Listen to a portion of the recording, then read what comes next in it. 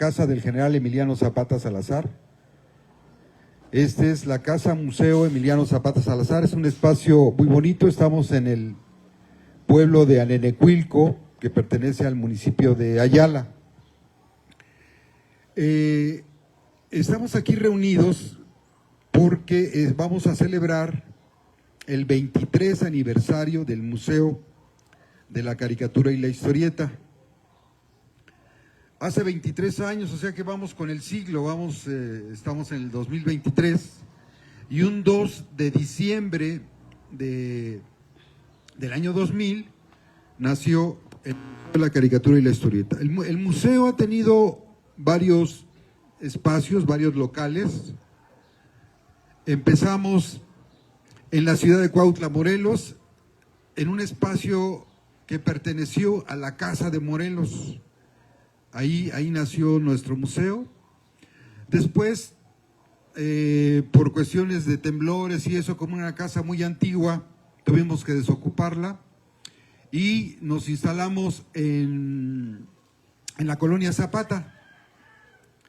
Ahí estuvimos en la colonia Zapata y después venimos aquí a Anenecuilco hace 13 años, en el 2010. Rentamos un espacio aquí en Anenecuilco, después hicimos labor social para ayudar a construir la Casa de la Cultura, que ya está construida, que está por aquí cerca. Ahí estuvo un tiempo nuestro museo. Y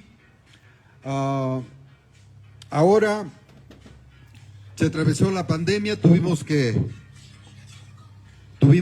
descansar un rato. Ya ven que en ese tiempo todo el mundo se encerró y nuevamente rentamos ahora un espacio. Es un espacio pequeño, pero para nosotros lo importante de un museo es su acervo y que poner en contacto a los creadores, o en este caso a los familiares de los creadores, con el público. Y ahorita que terminemos van a poder apreciar aquí una muestra del museo. Oiga, joven, son de exhibición, no sé si alguien ha tomado más. No les explicamos. Todo esto es de exhibición. No, ¿cómo creen? Se me acaba el museo. Sí, son de exhibición. Y nada más lo del tercero de allá es de venta. Ahorita les explicamos. Bien, ya se nos estaba yendo medio museo volando. Sí, son cosas ya muy difíciles de conseguir. Hay muchas historias de niños ahora ya grandes que su mamá se las guardó, se las tiró, pero todavía hay otros que conservaron. El material que tenemos, la mayoría son donaciones tanto de los autores como de coleccionistas que muy amablemente saben que este es un museo donde se resguarda pues la memoria histórica de la historieta y hacen donaciones. Bueno, entonces aquí nuestro principal el evento que les decía, estamos celebrando el 23 aniversario del Museo de la Caricatura y la Historieta. Este museo nace por el apoyo de los que patrocinaban una revista que se llama El Metiche. Todavía sale El Metiche, ahorita ha evolucionado a hacer libros, pero esa revista El Metiche está cumpliendo igual 30 años y por aquí hay algunos patrocinadores que nos han acompañado desde siempre. Bueno, entonces resulta también que hace 60 años, imagínense nada más, un 16 de septiembre de 1963, nació Calimán. Calimán nace en la radio primero y después, 2 años después de su éxito, va a convertirse en historieta y se va a convertir en una de las historietas más importantes de todo México y de Latinoamérica y del mundo mundial, porque nadie ha superado las ventas de 2 millones de ejemplares a la semana, ni las ventas de 1,000 millones de ejemplares, digamos, en su trayectoria. ¿Se imaginan lo que son 1,000 millones de ejemplares? Es un mundo de literatura, y de la literatura cercana al pueblo. Y entonces, dentro de las últimas historietas que hubo, ya ven ustedes que hubo todo un mundo de historietas, pero de las últimas que cerraron su ciclo fue precisamente esta de Samurai. Esa ya vino a terminar por el 2001, ¿verdad? Más o menos. Todavía alcanzó a llegar el 2001. ¿Se imaginan esta etapa de estas revistas, de las revistas de 32 páginas y páginas portadas muy coloridas en papel cuché? 1949. Por aquí van a ver algunos ejemplares de Disney, de Walt Disney. Novaro empezó en 1949 y empezaba a cerrarse toda una época anterior que se llamó la época dorada, que había empezado desde 1934, pero esta que estamos celebrando, esta etapa, que es la segunda etapa también de gloria de la historieta, es más o menos todos los 50, 60, 70, 80, y bueno, viene terminando con el siglo, en el 2000. Y esta es una de las últimas. Digo de las últimas porque todavía en esta había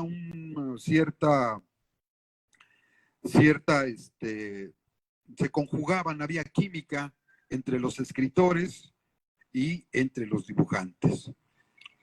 Recordemos que las primeras etapas de la historieta, los dibujantes hacían todo. Dibujaban, escribían, hacían los fondos, las letras, y con el paso del tiempo se formaron equipos de trabajo. En el caso de Calimán, tenía su equipo de trabajo. Había quien escribía las historias, en este caso Víctor Fox, Héctor González Dueñas, y había quien trazaba, había quien intentaba, había quien escribía las letras, y bueno, después había quien, el editor, el que ya las distribuía, hasta llegar a los voceadores que andaban en la calle vendiendo las revistas, ¿no? Aparte de los puestos de periódicos. En el caso de Samurai, el equipo estaba conformado por un escritor que se llamaba Ignacio Underwood. Había otros escritores anteriores, pero el más prolífico, el que duró más tiempo, fue un amigo que se llama Ignacio Underwood. Y el dibujante principal era Rubén Lara y Romero. Rubén Lara y Romero fue fundador de este museo, del Museo de la Caricatura y la Historieta. Y entre sus ayudantes estrellas estaban los hermanos Anrubio, en este caso René Anrubio, que falleció en el año 2016, cuautlense, y su hermano Rodolfo Anrubio, que por fortuna nos acompaña. Entonces vamos a darle un aplauso a los calimanes y samuráis que nos acompañan. Miren, vamos a... ahorita no llegó el ayudante municipal, ¿verdad? Todavía. Eres Katy, ¿verdad? Gabriel. ¿Quién? Invita a Gabriel. ¿Gabriel? ¿Ya llegó Gabriel? Está allá. ¿Dónde está Gabriel? Que pase, que si es tan amable que nos acompañe, por lo menos para la fotografía. Gabriel Zapata, si eres tan amable.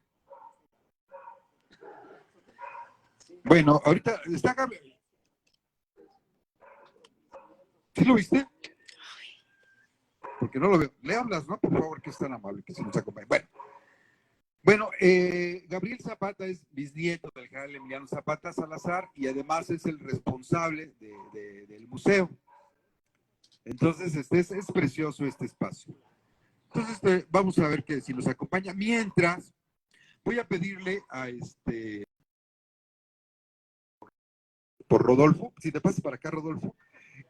Miren, ellos no solamente hacían el Samurai, hicieron algunas otras publicaciones, pero platícanos un poquito de la labor de tu hermano y cómo te involucras tú, porque supongo que primero empezó y luego tú le traes, tú estabas más chavo, ¿no? Sí. Entonces, si eres tan amable, mientras nos acomodamos, mientras llega el señor de la casa, te invitamos pues a que nos compartas algo de Samurai y de las obras que hacían. Buenas tardes. Sí. Bueno, sí, buenas tardes. Mire, mi nombre es Rodolfo Anrubio. Yo pues era más chico que mi hermano y mi hermano ya se había conectado con Rubén Lara. Ellos trabajaron un tiempo. Yo trabajé, en ese tiempo yo trabajaba en el CONALEP de Temisco, hice unos murales allá, pero pues ya también por cuestiones de trabajo me regresé y él me conectó con él. Entonces yo empecé a hacer la ropa con ellos y a hacer la escenografía y ahí trabajamos un tiempo. Pero también como nos quedaba tiempo en la tarde y eso, fui a la editorial Novedades y ahí nos conectamos. Pero también, la verdad, le gustó mucho el trabajo que llevaba yo de muestras de tinta y nos dieron había 3 niveles, que eran el libro vaquero de color y el libro policíaco de color, esos eran del primer nivel. Entonces, nosotros como íbamos a empezar ahí en la editorial, nos dieron la novela policíaca y Vaqueros Indómitos, una que era en blanco y negro. Entonces, ahí fue cuando también los dos empezamos a trabajar. Y ya con la revista del Samurai, también después me dijeron que les ayudara con la escenografía y pero sí trabajamos ahí, pero sí también en parte la labor del trabajo, ahora pues es ya diferente, pero antes nosotros teníamos que, pues, de cortar el papel era grande, después trazarlo, después entonarlo, porque el Samurai era con tono, en el medio de las revistas le llaman medio tono y en la pintura le llaman claro oscuro. Nosotros teníamos que entonar y otro, aparte en los globos, tenían que escribir la letra y después otro la portada, la escenografía, eran varios y la ropa. No, y ahora veo que nada más piden el trabajo a lápiz y ya en la computadora le ponen color y le ponen todo. Sí, no, y para hacer, también llegué a ver, con el libro vaquero de color, tenían que hacer las tiras en tinta, como el cuento, pero en acordeón. Entonces le pintaban con pintura de esa para tamales. Sí, le pintaban los colores y aparte en cada cartoncito le ponían como el 10%, 20%. Ok. Sí, el 10, así, según lo que querían que pasara de luz, era para el color. Y se lo pasaban a otro que era el tapista, en acetato, ya tenía también las páginas así grabadas en café. Con una pasta café le ponían según, si querían que pasara el 10, le tapaban el 90 y así. Entonces era igual también hacer con la letra a mano, todo el trabajo, pero toda una labor completa. Y en cambio ahora pues ya nada más lo piden al lápiz y ya lo meten a la computadora y ya sale todo así. Sí, esa era una labor, pero muy, y hasta documentarse uno, ver, según como era con el Samurai, tenía que ver uno, pues ir hasta la biblioteca de China, más o menos algunos tipos de la ropa que a mí me tocaba hacer, o cuando fue escenografía igual, también ver algunos paisajes, algunas cosas, también para no salirse de lo que era. Entonces sí fue una labor y fue un trabajo muy, muy duro, pues, y estar a veces desde las 7 de la mañana a 2, 3 de la tarde, y a la tarde comer y seguir con las otras revistas. Pero sí, antes era mucho, mucho la labor que se tenía que hacer. Okay. Bueno, pues un aplauso para Rodolfo Anrubio. Sí, les decía, era un trabajo de equipo. Sí, para que se...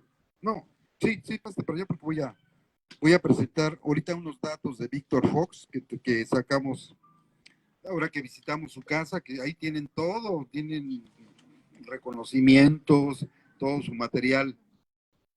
Bueno, vamos a platicar un poquito de Víctor Fox. Miren ustedes, él nació el 5 de septiembre de 1926, ¿verdad? No, pues, y falleció en 1996 y tenía 67 años.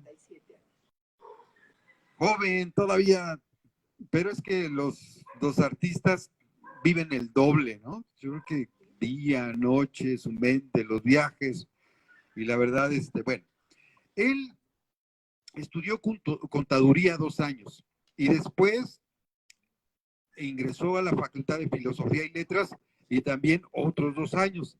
Pero ya saben cómo son las familias mexicanas, hay que trabajar y hay que dejar a un lado la escuela, porque el trabajo se va a convertir en la escuela de la mayoría de los mexicanos.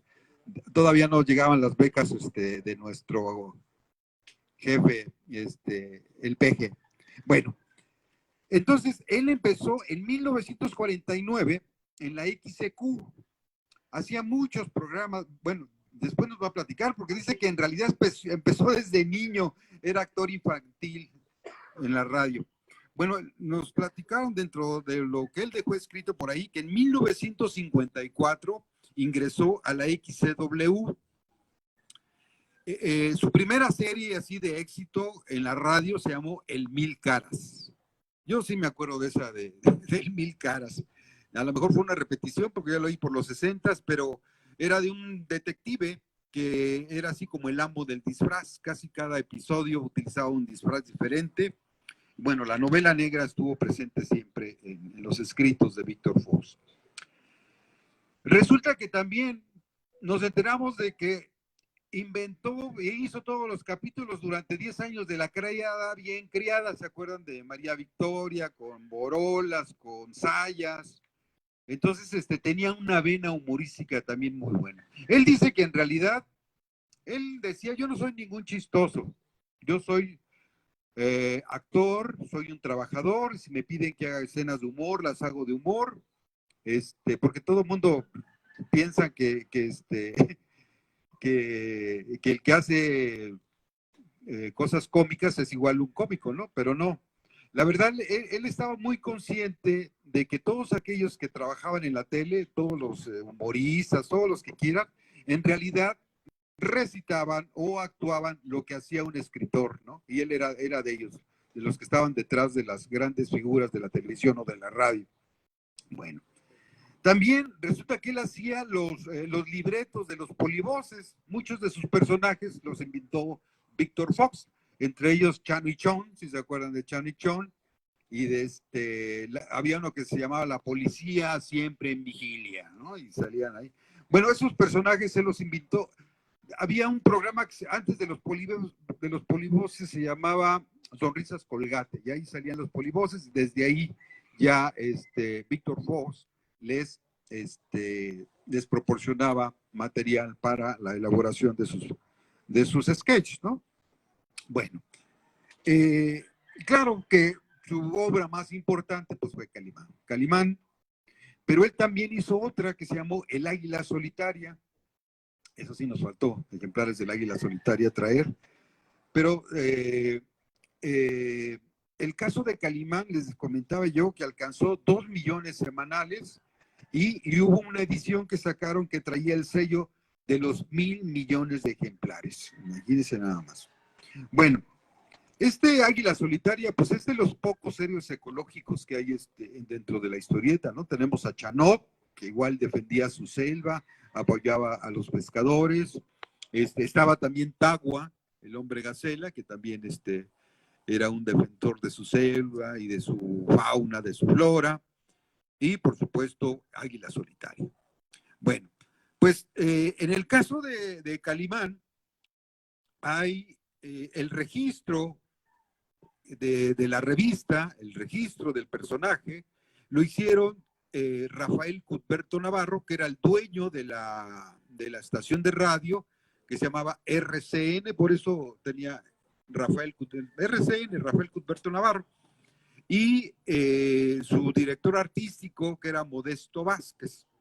Ellos son los que tenían el registro. Ya saben ustedes, los dueños de las empresas son los que registran a los personajes, en fin.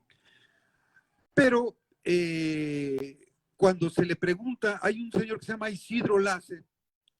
Isidro Olace era el narrador de Calimán. Antes de que él falleciera, le preguntaron cómo había estado el nacimiento de Calimán. O sea, cómo es que se había creado ese personaje tan importante. Y resulta que entonces él empezó a platicar que él era hombre de radio y en ese entonces estaban de moda los los dramas, ¿no? Las novelas de amor y todo esto, y querían algo más de aventura. Entonces a él, pues le pidieron que diseñaran algo, ¿no? Porque pues era importante tener ese género también en la radio, en la radio. Y entonces ellos tenían un amigo que era un doctor que hipnotizaba a sus pacientes para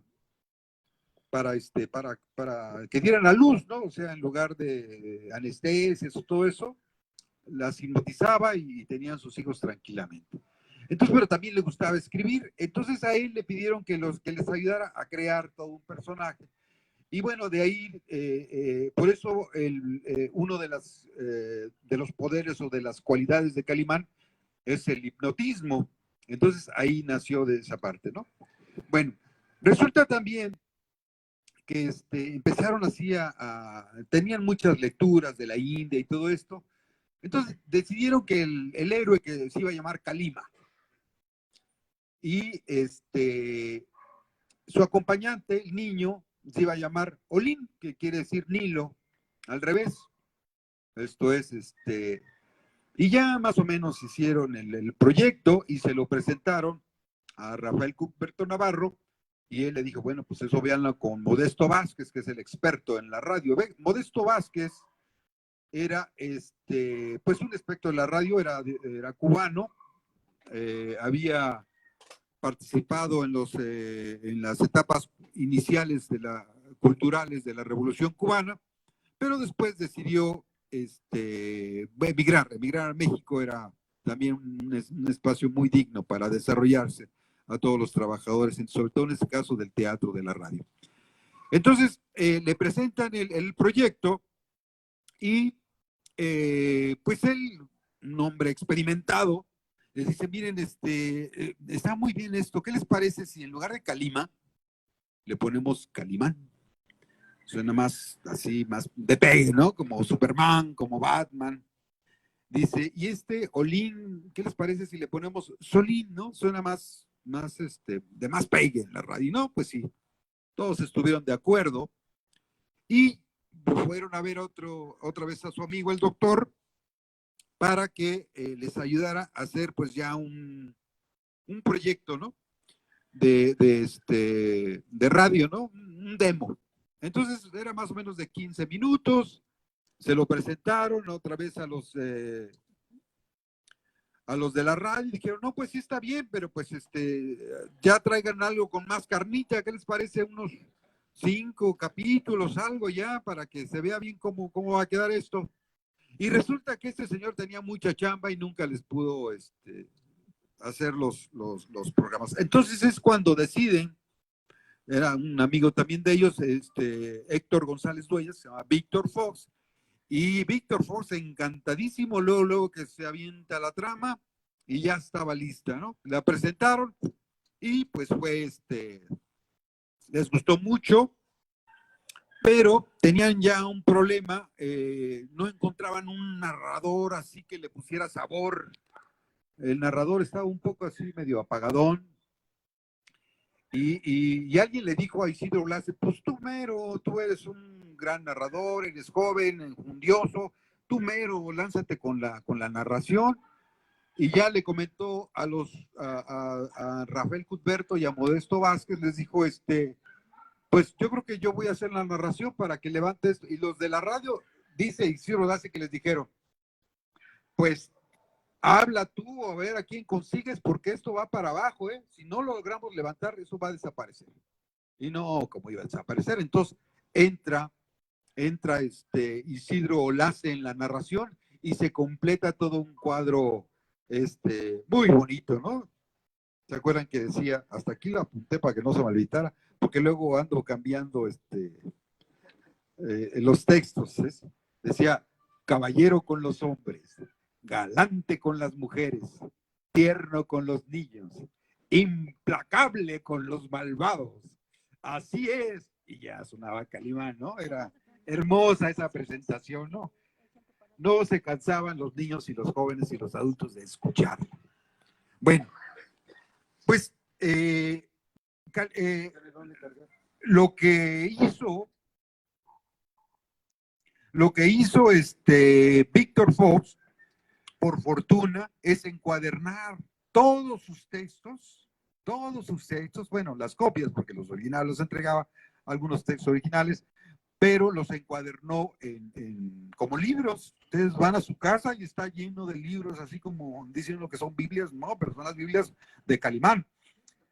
Y sí, entonces tiene registrados sus guiones de la radio, sus guiones de las historietas y los guiones de las películas. Por aquí voy a leerles nada más un pedacito del registro que hizo del guión cinematográfico de la película de Calimán, El hombre increíble. Dice, Calimán es un personaje enigmático, de estatura más o menos gigantesca y asombrosa musculatura. Tiene asombrosos poderes mentales como el hipnotismo, transmisión de pensamiento, etc. Se viste a la usanza hindú y adornado con su blanco turbante con una enorme esmeralda. Su origen es desconocido y simboliza la justicia y el honor, dispuesto siempre a castigar la maldad y el crimen. Después haría todo un libro específico sobre su origen. Ahorita estamos leyendo un poquito lo que sería el guión de la película Calimán. Luego dice, el profesor Morgan, arqueólogo, su hija Alice y el egipcio Sarur exploran en el desierto en busca de una tumba milenaria. Van hacia el pueblo de Jafés, donde Tabor, padre de Sarsur, les entregará un papiro secreto que indica el sitio donde está la tumba faraónica. Son atacados por beduinos. Están a punto de morir cuando Calimán acude en su auxilio, lanzando gritos extraños y trazando pases mágicos, convierte el día en la noche. Los beduinos huyen aterrados ante la presencia del personaje. Bueno, el caso, los que vieron la película, los que leyeron la historieta, es cuando levanta y de repente el día se convierte en noche, ¿no? Entonces los asaltantes, estos malandrines, pues piensan que tiene poderes extraordinarios y ya no atacan a las personas que están ahí atravesando el desierto, ¿no? Y pues Calimán es un hombre sabio, tiene conocimientos de astrología, sabía que en ese momento y a esa hora iba a ocurrir un eclipse y él aprovecha eso pues, para meterles miedito ahí a los malandrines, ¿no? Bueno, ese era algo, muy poquito de Víctor Fox, Héctor González Dueñas, aquí lo tenemos presente con nosotros. Entonces, pues vamos a darle un aplauso a Calimán en sus 60 años, por favor. Y le brindamos la palabra a la señora Silvia Flores, su viuda. Le brindamos la palabra y ojalá nos pueda comentar algo sobre Víctor, si es tan amable. Por favor, te pasas para acá porque el cable no llega mucho. Muy buenos días a todos y es un honor para mí estar en este lugar tan bello que es Cuautla, Morelos, y en esta Casa de Cultura. ¿Por qué? Porque a tantos años que ha pasado lo de Calimán y que todavía lo sigan recordando, es un orgullo para mí como la viuda del escritor, porque yo lo vi cómo trabajó, cómo escribía sus episodios de Calimán, y a donde quiera que íbamos y viajábamos, llevaba una maquinita portátil. Así anduviéramos aquí en México, en Veracruz, en Tepoztlán, él jalaba con su maquinita a todas partes, y más si viajábamos al extranjero, porque Calimán no podía dejar de salir, tenía que salir semana con semana, así que a donde quiera que íbamos, él jalaba con su máquina, porque él se iba pues a llenar de los diferentes lugares y de las culturas que había en la India, en Brasil, en todas partes, para poderles mandar a los lectores realmente lo que pasaba en cada lugar, porque no les gustaba engañarlos. Dentro de su aventura y que hacía divertir a la gente, les mandaba mucha cultura a nuestro pueblo mexicano, porque gentes que no podían viajar, pues en lo que veían de Calimán, conocían parte de la India, de Egipto, de lugares tan lejanos que pues muchas veces por la falta, ¿verdad?, de economía, pues nuestro México o nuestra gente de pueblo no podía ir. Entonces, esto para mí es muy bonito platicarlo, porque una vez aquí, precisamente en el estado de Morelos, en Cuernavaca, Morelos, Calimán, fuimos una vez al doctor porque yo me enfermé de gripa y ahí en Morelos, a la hora que pasé con el doctor, comenté que ya nos habíamos tardado bastante porque él tenía que escribirlo de Calimán porque tenía que salir, sacar la historieta. Me dijo, ¿Calimán? Dice, ¿qué? ¿Quién es usted? Le dije, no, yo no soy. La que escribe lo de Calimán es mi esposo, que está allá afuera esperándome y me trajo aquí porque tuvimos una casa en este maravilloso estado de Morelos, en Tepoztlán, Morelos. Y les repito, se le puso el nombre de Villa Calimán. Entonces, el doctor, al saber que estaba el escritor de Calimán, se olvidó que iba yo de paciente, me ignoró, ya no era yo. Lo que le importaba, y qué bueno, ¿no? Qué bonito esos recuerdos para mí. Lo que le importaba era conocer al escritor de Calimán, ¿sí? Entonces salió y sus hijos, que ya eran hombres que estaban estudiando cuando les dijo, todos se salieron a verlo, lo pasaron y nos enseñaron una biblioteca que tenían ellos de todo lo que él había escrito, de las historietas que también las iban guardando. ¿Ves? Y haciendo una enciclopedia, que también en paz descanse, él lo hizo, desde que empezó a trabajar con el Calimán, él siempre iba guardando sus historietas, y en la casa de ustedes en México tengo esa biblioteca donde está todo lo que escribió de Calimán, también escribió Águila Solitaria y La Criada Bien Criada, pero todo fue muy bonito, ¿no? Cada uno en su punto, pero lo que tuvo mucho pegue y más fue Calimán, por las aventuras tan increíbles que sacó Calimán, ¿verdad? De aquí, de México, bueno, también de la India, también de Brasil, a donde quiera ponía Calimán, y él se instruía. Si no conocía bien los lugares, pero se instruía para poder hablar de esos lugares y mandarle a México. Su principal cosa de él era que México tuviera cultura. La gente que no podía comprar grandes libros, a través de estas revistitas, que se divertía la gente, era algo bonito, también aprendían de países lejanos que mucha gente no podía tener el dinero para viajar, y ahí ellos, los estudiantes o la gente, aprendían. Les digo que cuando fuimos a Cuernavaca, a mí me dio mucho gusto ver que estas gentes, ¿no? Porque yo, un doctor y sus hijos, tenían toda una biblioteca de todo lo que él escribía, y lo tenían empastado también como si fueran libros. Y sus hijos a mí me platicaron, y a él también, que ellos eran felices porque gracias a eso habían viajado por todo el mundo, por todo lo que él escribía en Calimán, de las diferentes partes del mundo, que él hablaba de todo lo que era, porque él sí viajó, por ejemplo, estuvo viajando a la India, donde hicieron la película de Profanadores de Tumbas, no, perdón, fue en Egipto. Toda la película de Profanadores de Tumbas se hizo en Egipto, duraron 3 meses hacerla porque había muchos ventarrones. Esa fue la película, y la primera que sacó él en la historia de México fue Profanadores de Tumbas. Fue lo primero que él escribió. Y de ahí pues siguieron los éxitos, siguieron muchas cosas, que Calimán pues vendió muchísimas revistas. El pueblo, la gente, yo me acuerdo, era yo niña, yo todavía ni lo conocía, y yo me acuerdo que mi papá, en paz descanse, me mandaba a comprar la revista de Calimán porque le gustaba mucho. Inclusive a mi hijo, en plan de broma, porque era travieso, le decía Calimenso. Era un apodo que le puso, ¿verdad? Entonces, para mí, yo nunca me imaginé en la vida, pues que yo, ya de grande, iba a conocer a este señor, Víctor Fox, porque yo trabajaba en oficinas de Luz y Fuerza del Centro, estaba dentro del medio de escritores o artístico. Él fue a mi casa, lo que es la vida, ¿verdad? Él fue a mi casa a conocer a mi nieto, que mi nieto era también nieto de un artista muy famoso, no sé si ustedes lo oyeron nombrar, que trabajó en el cine, Miguel Manzano, que hizo varias películas con Manolo Fábregas, Virginia Manzano. Entonces, él fue a mi casa por conocer al nieto, al sobrino nieto de Miguel Manzano, y ahí fue donde me conoció a mí, ¿no? Y fue donde fue realmente donde él y yo nos conocimos. Yo realmente de Calimán sí sabía yo de él y lo existía, porque mi papá era el fan número 1 de Calimán, de comprar la historieta y de oírla en la radio.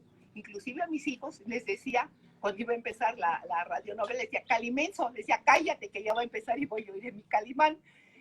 Fue mi papá desde niño, fue un fan él de Calimán, y yo, pues por lo mismo que mi papá lo ponía, empecé a escucharlo. Lo que yo nunca me imaginé en mi vida, que iba a conocer al escritor y después yo me iba a casar con él, ¿verdad? Son cosas que la vida lo va poniendo uno Dios, ¿verdad? Es el que se encarga de irnos marcando un destino y un destino bonito, ¿verdad?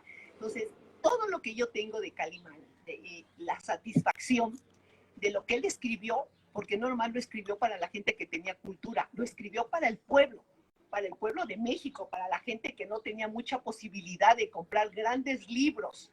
Y ahí en Calimán, pues les mandó mucha cultura, porque decía qué países eran, cuántos habitantes vivían, qué idiomas hablaban, cosas que muchas veces había gente que no podía comprar muchos libros. Y hace poquito salió algo también sobre Calimán, se llama El último vagón. ¿Sí?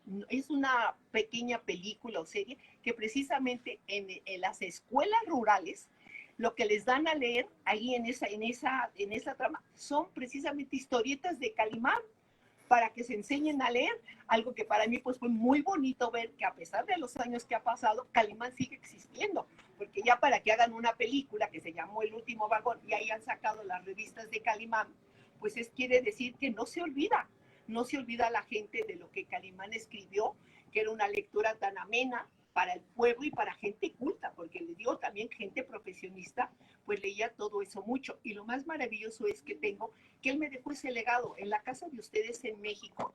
Tengo todo lo que él escribió, desde la primera que fue Profanadores de Tumba hasta lo último que grabó de Calimán. Tengo todas las revistas de Calimán, tengo los escritos que él hacía de Calimán.